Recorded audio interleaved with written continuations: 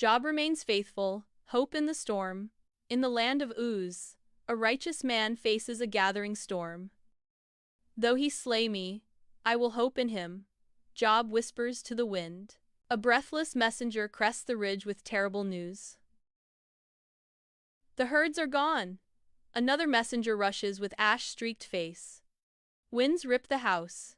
Dust and timber fill the air. Job tears his robe and bows to the ground in grief. The Lord gave, and the Lord has taken away.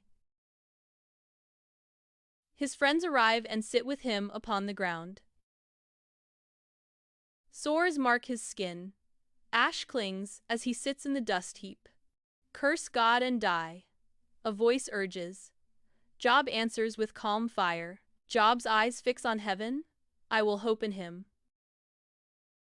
From the storm's edge, a whisper of light touches the dust.